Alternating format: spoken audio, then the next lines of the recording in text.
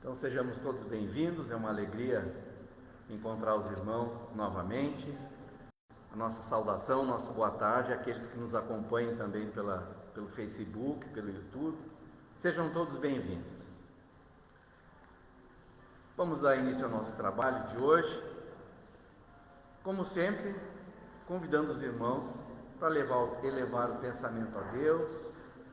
Vamos silenciar um pouquinho os nossos pensamentos, os nossos sentimentos, deixando as nossas preocupações de lado, porque assim vamos concentrando a nossa atenção nesse ambiente, já tão amorosamente preparado pelos mentores espirituais da nossa casa, para nos receber, de formas que com certeza já estamos sendo atendidos naquilo que precisamos no dia de hoje. Estão pedindo a assistência desses benfeitores espirituais, pedindo as bênçãos de Jesus e a permissão de Deus para dar início, mais uma vez, ao nosso trabalho aqui no Instituto Espírita Terceira Revelação Divina. Que possamos, após o término do trabalho, sairmos daqui melhores do que aqui chegamos, com aquilo que a nossa alma e o nosso corpo físico precisam no dia de hoje. Que assim seja. Como estamos no final do ano, até antes de iniciar a palestra, eu vou dar alguns avisos, que as nossas atividades públicas continuam acontecendo normalmente, nas segundas-feiras às 20 horas, uma palestra dialogada, quartas e sábados às 16 horas, palestra, todas essas atividades também com atendimento fraterno para quem quiser, para quem precisar, e passe também após as palestras. A palestra da terça-feira às 20 horas é que nós vamos suspender, tá? Depois, a partir de março, nós vamos restabelecer de novo mais um dia durante a noite, mas por enquanto, então, nesses meses de janeiro e fevereiro, a partir já agora da metade de dezembro, né, a palestra que acontecia nas terças às 20 horas, então não vai acontecer mais, até porque o público estava muito pequeno também, né? Então a gente vai dar uma segurada. Os 2 únicos dias que o Instituto não vai funcionar é no dia 24 e no dia 31. Nesses dias nós não teremos atividade aqui. Então os demais segue tudo normal. Então estão todos bem-vindos como sempre. Hoje temos conosco a nossa irmã e nossa amiga, já de longa data dessa casa, a Georgina Valente, que ela vai nos falar sobre a tentação e o escândalo. Então passo a palavra para a Georgina. Bem-vinda, querida. Onde é que a gente bota? Aqui botar aqui. Tá só pensando que não tenha nenhuma pegadinha.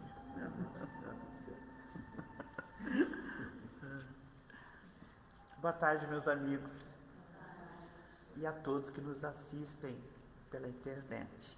Tá bonita ali. Na verdade, nós estávamos aqui conversando sobre o tema desafiador desta tarde, que está dentro do capítulo Bem-aventurados que têm puro coração. E quando já se fala em pureza de coração, parece que a gente já quer se eximir de estarmos ali, né? Pureza, já que nós ainda estamos lutando tanto com as nossas imperfeições, com as nossas necessidades.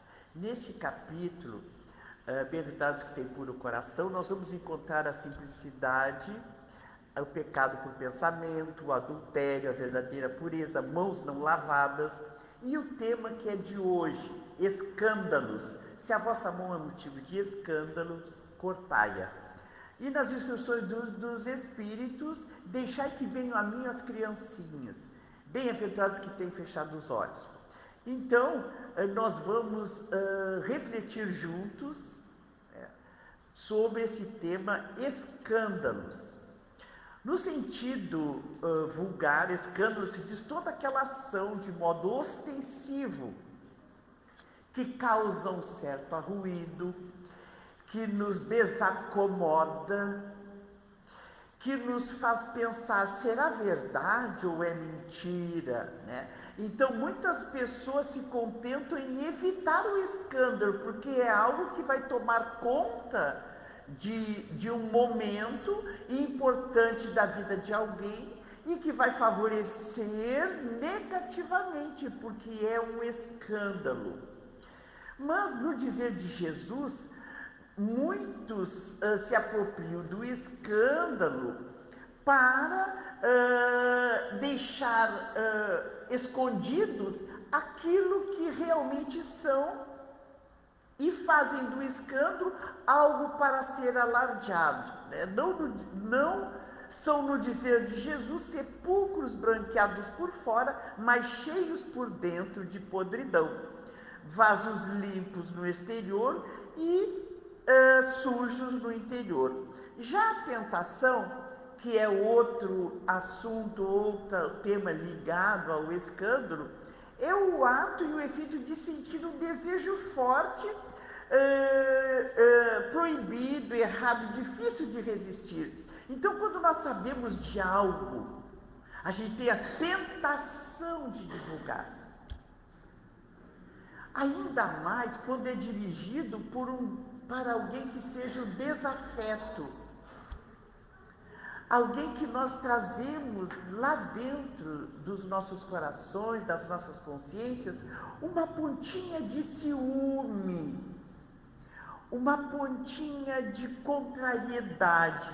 Então, quando nós sabemos de algo, nós contamos sempre para a melhor amiga, para o melhor amigo, e aquilo vai tomando um vulto que nós, às vezes, nem sequer percebemos. Mas as reflexões que nós vamos, pontos que nós vamos colocar como exatos para refletir sobre esse tema. A infância na matéria, que é a pureza dos sentimentos, quando Jesus coloca as crianças no colo, né, e conversa, porque aqueles que lá estavam com Jesus diziam assim, não perturbem Jesus. Jesus está falando para os adultos. As crianças não podem agora se manifestar. E Jesus, deixai que venham as minhas criancinhas, porque é delas o reino dos céus. Dizendo-nos que as crianças trazem no íntimo a pureza do coração. Claro que nós conhecemos crianças que trazem ímpetos já negativos de outras vidas, mas só que se manifestam ao longo do seu crescimento físico, mas na verdade eles são puros, né? São aquelas crianças que são fáceis de amar. Nós temos na bagagem de experiências ser professora de várias idades, né? E dirigimos escolas infantis, 2 ou 3 escolas infantis. Então lidar com estas crianças é algo tão gratificante, tão lindo. E nós vemos na internet aquelas professoras que vão se despedir dos seus alunos da pré-escola para a primeira série. Então ela chega e coloca aquela música linda, né? E deixar voar. As crianças ficam tudo esperando ali atrás. E ela levanta os braços e as crianças saem correndo para fora da aula. Eu me emociono porque quando nós nos despedimos daquelas crianças, que nós cuidamos o dia todo, quando as crianças se formam e nós entregamos para o mundo, para a sociedade, aquelas crianças que levam um pouco de nós, um pouco daquilo que nós ensinamos diariamente. Eu já dirigi 2 escolas infantis espíritas, Amigo Germano e Simão Pedro em Alvorada.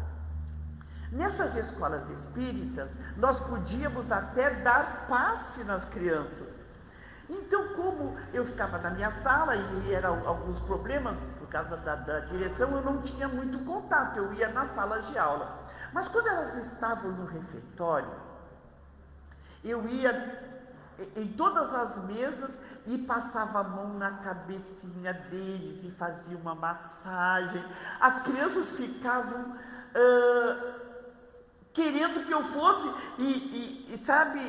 querendo que aquele gesto, que para mim significava um passe, para eles um carinho. Meus amigos, quantas daquelas crianças tenho certeza que era o único carinho que recebiam durante o dia ou até durante a semana. Então eu fazia uma massagem na cabecinha, muitas vezes quando eu sentia que a criança tinha mais necessidade, eu permanecia. Realmente, elas eram a pureza da escola. Faziam traquinagem, desobedeciam, subiam nas classes, mas a pureza do espírito. Elas estavam iniciando a sua caminhada. Então, meus amigos, é dessa infância que Jesus fala, tirando a palavra escândalo. As crianças não fazem escândalo, se assemelhar como elas. A responsabilidade das nossas ações e dos nossos pensamentos. Muitas vezes nós não transmitimos aquilo que sabemos, mas a gente fica pensando e fica comentando e fica observando se algo mais vai acontecer. Então, até o pensamento, ele é propagado na espiritualidade e toma um vulto muito grande, porque nós contagiamos com os nossos pensamentos benéficos e maléficos. Os atos exteriores, né? Então são aquelas pessoas que Jesus falava, os fariseus, Jesus criticava, ia a fundo, para que a sociedade visse que eles próprios se modificassem para a real mudança. Não adiantava mostrar algo que não era, porque eram realmente sepulcros podres por dentro e por fora aquela brancura, aquele ar de seriedade, de bondade que não existia, porque era lido ali os atos exteriores. Causa e objetivo dos nossos sofrimentos está neste capítulo, a reflexão sobre a responsabilidade dos nossos atos. Tudo que nós fazemos, vamos arcar com a responsabilidade. Nós somos o cartão de visitas da divulgação da religião que abraçamos. Nós somos a doutrina espírita, todos nos conhecem como espíritas. Vamos agir com seriedade. Aquilo que a doutrina espírita nos coloca, responsabilidade para esses conceitos que nós admitimos, para essas verdades que nós alardeamos. Não precisamos estar no microfone nas nossas casas. A gente vê isso pelos filhos, pelos parentes, se vão seguir os mesmos preceitos, porque comungam das nossas ideias ou não. Muitas vezes, por aquilo que divulgamos, pelo que fazemos, pelo que falamos, e a justiça divina é para todos.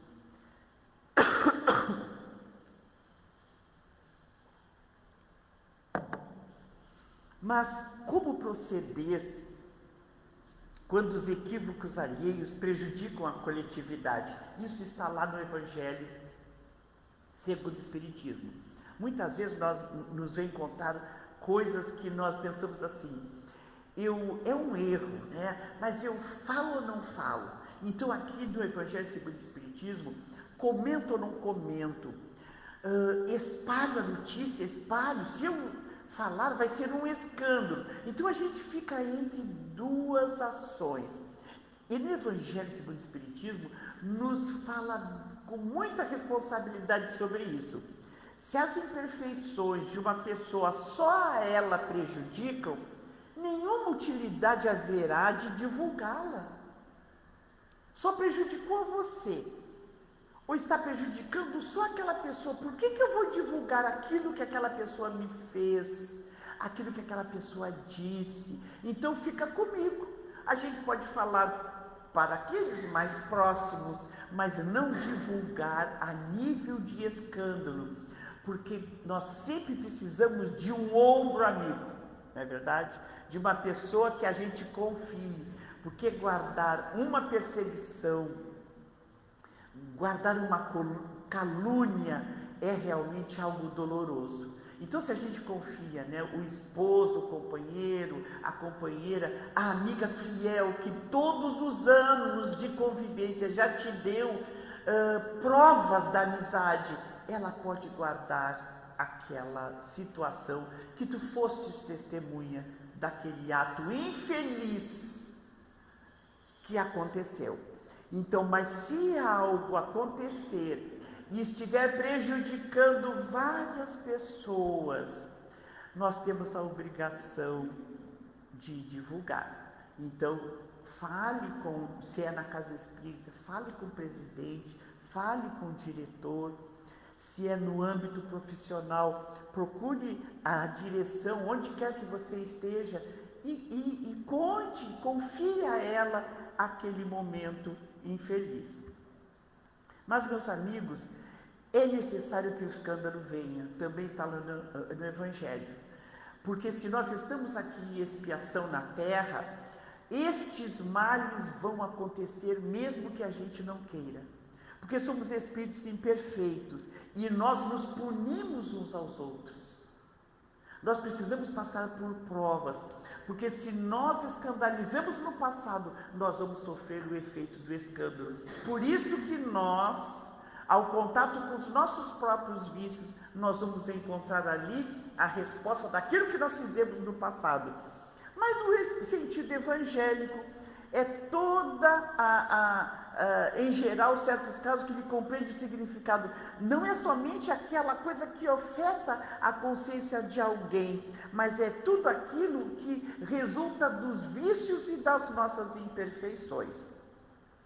Mas vamos para o escândalo da perseguição por causa da justiça, porque deles é o reino dos céus, onde nós encontramos lá neste capítulo. Felizes sois, pois, quando vos injuriarem e vos perseguirem, e mentindo disserem todo mal contra vós por causa de mim. Então nós nos apropriamos desse item para falar sobre o escândalo, porque é algo tão sofrido, tão doloroso, quando nós nos sentimos alvo de uma perseguição, alvo de uma calúnia, e nós, por mais que a gente fale e alarde, não, eu não falei, eu não fiz, não fui eu.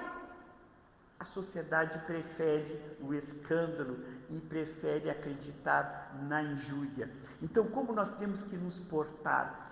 Precisamos estar conscientes que podemos passar pela prova da calúnia, que é o mal moral. Eu tenho certeza que a maioria daqueles que aqui estão já passaram pela calúnia. Quem não passou pela calúnia? Quem já não disse assim, mas eu não disse aquilo, eu não tive a intenção, eu não fiz desta forma.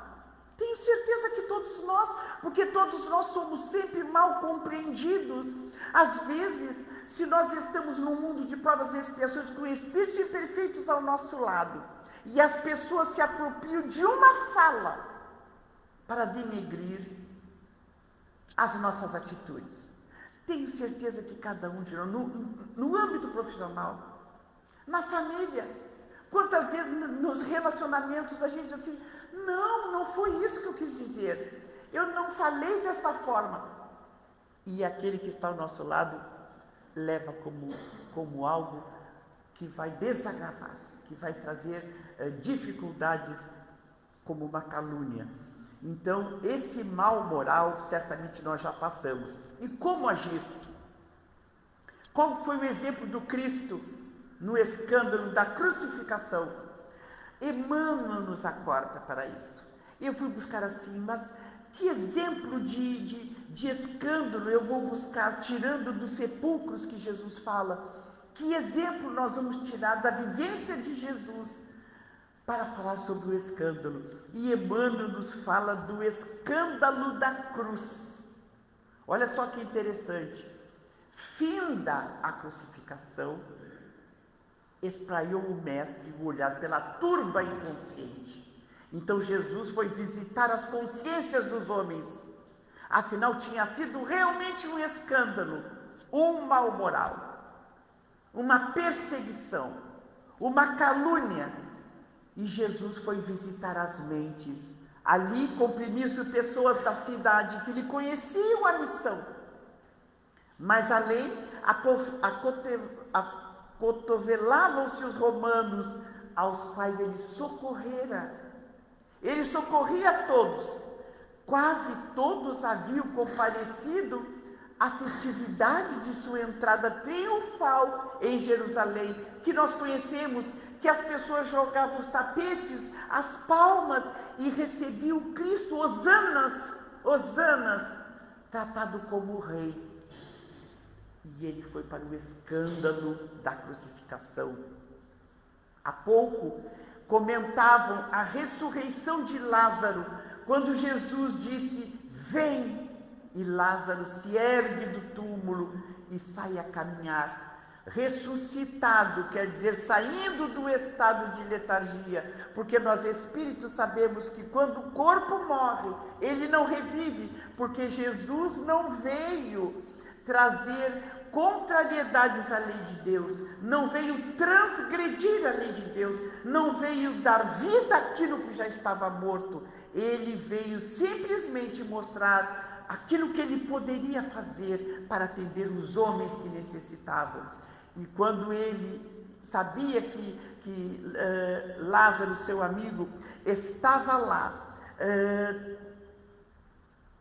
em estado letárgico, ele poderia trazê-lo novamente ao contato dos vivos. Não haviam decorrido muitas horas, as mesmas bocas ridicularizavam-no sem piedade. Hosanas, e depois ridicularizavam. Não salvara tantos? Por que não remediar a si mesmo? Por que se entregava assim como desordeiro e vulgar? Falavam o povo. Diziam: mas se ele veio salvar o mundo, por que ele não se salva? O escândalo da cruz. Deixou-se conduzir como criança pela companhia, submeteu-se aos açoites e às bofetadas, deixou-se vestir de uma túnica escandalosa. Ele era simples e sóbrio por excelência, nem reclamou contra os espinhos que lhe colocaram na fronte. Aceitou a cruz como se merecesse, e por fim o ridículo supremo. Não se revoltou quando exibiram no madeiro seminu sob apupos e gargalhadas. Jesus ouvia as opiniões que se entrechocavam, guardando silêncio. Onde estaria o Evangelho se ele reagisse? Olha essas perguntas que virão agora. Quando nós sofremos alguma injúria, alguma calúnia, se nós reagirmos da mesma moeda, que mensagem nós estamos dando àqueles que veem em nós? A espírita que trabalha na terceira revelação, a Georgina que faz as palestras, ao presidente da casa, aquele que tem cargos de direção, aquele que dá passe na casa espírita. Onde estaria o Evangelho se ele reagisse? Para onde enviaria os seguidores de sua palavra se lhes abrisse o coração a sede de vingança? Se ele naquele momento dissesse: eu vou me vingar, que seria do reino de Deus se ele pretendesse um reino dominador na terra? Onde colocaria a justiça do Pai se também duelasse com a justiça dos homens? Se ele dissesse assim: eu vou me vingar, me esperem, ele estava junto com a justiça dos homens, a justiça equivocada e triste, inferior dos homens de sua época. Onde situava o auxílio divino de que era portador, se não desculpasse a ignorância daqueles homens? Como demonstraria o amor de que se fizera pregoeiro, lançando chamas de cólera, exigindo reivindicações e castigo, e castigando os escarnecedores já de si mesmo tão infelizes? Porque quem calunia, quem maldiz, quem persegue, é justamente infeliz. Porque quando nós somos perseguidos, nós estamos resgatando, nós estamos dando testemunho. Quando o outro faz, vai arcar com as consequências. Deveria tratá-los com o silêncio para que tivesse de enxergar a si próprios. O mestre silenciou. Espalhou o olhar pela multidão desvairada, lembrou-se dos amigos distantes, fixou os adversários presentes, meditou nas profundas perturbações da hora em curso e considerou as necessidades espirituais de cada homem que ali estava. Ele olhou, porque ele é o nosso guia, maior, irmão, protetor, guia espiritual do nosso planeta. Compreendeu o imperativo da vontade de Deus, de que ele era indispensável dizer alguma coisa, movendo os lábios em direção do futuro da sua doutrina. Naquele momento ele devia dizer alguma coisa diante daqueles atos infelizes de todos nós, homens daquela época. Talvez aqui estejamos alguns de nós, ou todos nós. Ele levantou os olhos, murmurou compassivo: Pai, perdoai-lhes, porque eles não sabem o que fazem. Que mensagem linda! Que mensagem linda, meus amigos, meus irmãos. Escândalos, se a vossa mão é motivo de escândalo, cortai-a. Ele deixou-se mutilar, ele deixou-se sofrer todas aquelas perseguições, aquelas dores, aqueles castigos, aquele sacrifício. Até aquele momento da cruz, ele pregou o amor, a compaixão. Ele atendeu aos sofridos da terra. Ele disse: ninguém irá ao Pai senão por mim. Vinde a mim todos vós que sofreis.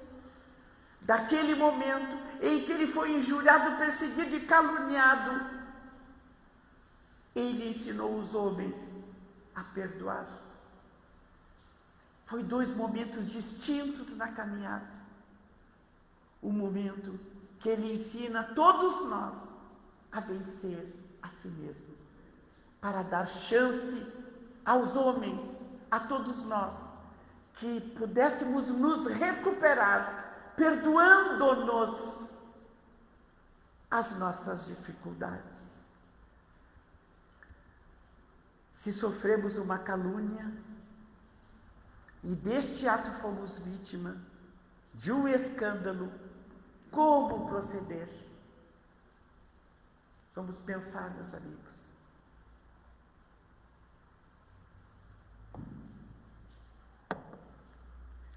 Como proceder?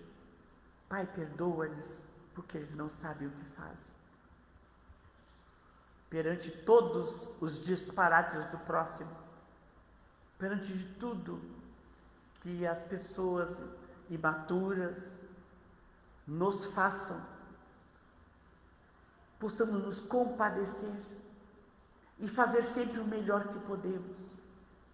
É claro que nós vamos chorar, é claro que nós vamos sofrer, porque faz parte daquele que não teve a intenção, que não faz daquele ato infeliz tão alardeado, um ato como é falado, julgado e ser suscetível de um assédio, de uma perseguição tamanha que nos faz sofrer.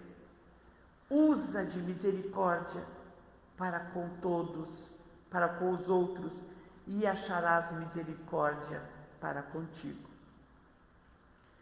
Mas, como nós estamos chegando perto do Natal, eu, diante desse tema que nos acorda para uma mudança tão drástica, onde nós visitamos cada estágio da nossa vida e muitas vezes já passamos pelo ultraje, por toda a perseguição que o mundo, que as pessoas, que os imaturos nos fazem. O Natal chega, o momento em que todos temos que nos amar como irmãos, onde Jesus deve renascer no santuário do coração de cada homem. Como carregar, amigos e irmãos, no íntimo a revolta, o ódio, a vontade de dar na mesma moeda. Vamos esquecer, vamos seguir à frente, vamos caminhar adiante e deixando para trás a miséria humana, a miséria dos atos infelizes, que muitas vezes lutam para denegrir a imagem que nós levamos ou trazemos. Não há lugar no nosso mundo de adoração por Cristo uma fé inoperante. A nossa fé precisa trazer o Cristo operante e vivo nas nossas consciências. Categoriza-o a massa comum quando esse Cristo já entra dentro dos nossos corações, quando nós já mudamos de modo de proceder. Muitas pessoas dizem, desajustado, entretanto o aprendiz do Evangelho, chegando a essa condição, sabe que o trabalhador divino como que lhe ocupa as profundidades do ser, porque renova-se-lhe toda a conceituação da existência. Muitos dizem assim, olha só, ele não dá na mesma moeda, ela não responde da mesma forma, mas quando nós abraçamos Jesus, quando nós conhecemos o Evangelho, como retribuir as injúrias e as perseguições. Deixemos o mundo com esse cabedal de dores, de inferioridade. Sigamos nós. O que ontem era prazer, hoje é ídolo quebrado. Ontem talvez nós fazíamos o mesmo, hoje já nós não podemos agir da mesma forma. O que representava a meta a atingir é roteiro errado que ele deixa ao abandono. E aí Jesus nos carrega nos braços. Ele chega ao mundo pelos braços de Maria, e quando ele chega, ele nos carrega nos braços, ajudando-nos, auxiliando-nos na nossa caminhada. E neste momento, torna-se todos nós uma criatura fácil de contentar, mas muito difícil de agradar. Como é difícil nós nos ajustarmos a rodas de conversas dos homens desta época. Não é verdade, amigos? Olha o nível de conversação.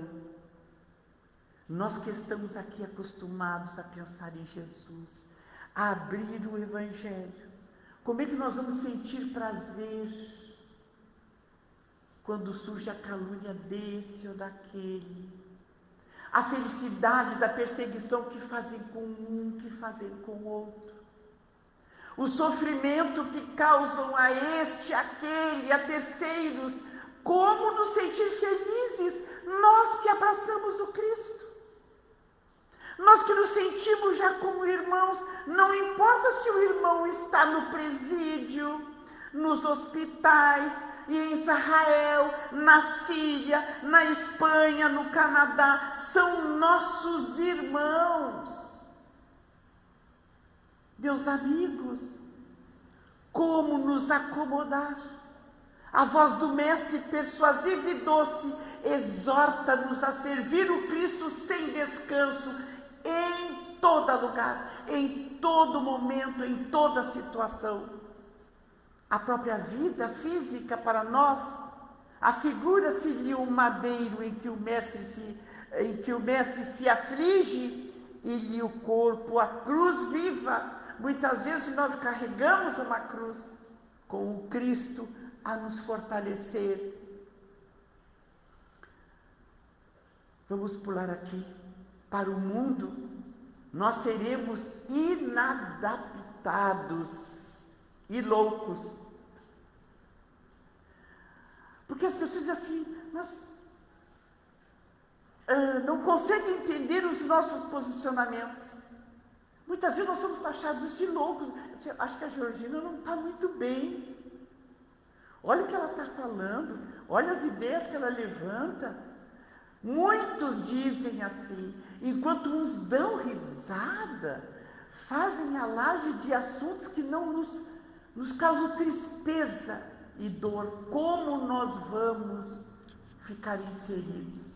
Eu tenho certeza que todos nós que aqui estamos, para Jesus, nós não somos inadaptados, nós somos um vaso de bênçãos, porque nós já saímos daquele sepulcro de podridão e já nos sentimos mais conscientes de trabalhar as nossas próprias imperfeições. Não que não trazemos as nossas dificuldades, trazemos sim, mas já conseguimos elevar o nosso nível de compreensão para as dores do outro. Como compartilhar da perseguição cruel? Como compartilhar daqueles que fazem o mal? Como compartilhar daqueles que fazem o crime e ainda se comprazem neste ato infeliz? A flor é uma linda promessa onde se encontre, e o fruto maduro, porém, é o alimento para hoje. E para terminar, que nós possamos carregar nesse nosso planejamento para o ano de 2026. Parece que foi ontem que eu estava aqui falando do ano de 2025, de 2026, meus amigos. Paz, a conscientização daquilo que nós já conhecemos, a vivência no Evangelho. Agora o Evangelho redivivo, conhecer, meditar, sentir o Evangelho e vivenciar. Esse Evangelho vivo, revivido por cada um de nós, quando abrimos o Evangelho. Precisamos não ler palavras soltas, mas que elas sejam meditadas, sentidas e vividas.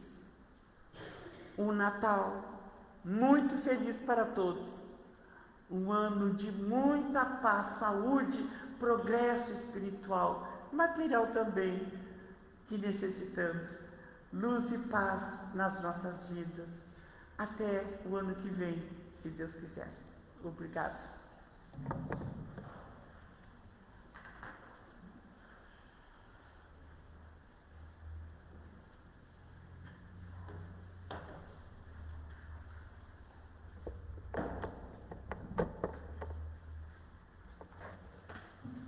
Nós aqui agradecemos a irmã Georgina por essa exposição maravilhosa, Cada vez que a Georgina vem aqui, a gente sente uma injeção de ânimo, uma injeção de perseverança, de coragem, pela eloquência e pela paixão que ela divulga a doutrina espírita e o Evangelho do Cristo.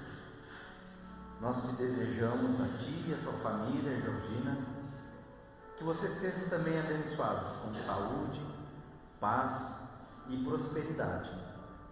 E que possamos, no próximo ano, que tu vai voltar aqui com certeza, estarmos novamente abraçados, irmanados nessa tarefa tão bonita que é a divulgação da doutrina espírita e do Evangelho do Cristo. Nosso muito obrigado.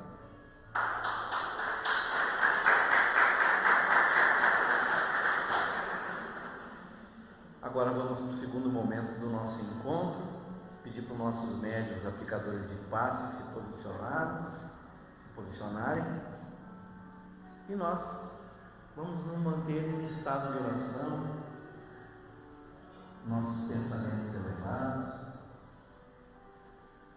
e acompanhando a prece que dirigimos ao nosso Pai Celestial, esse Pai de amor e bondade,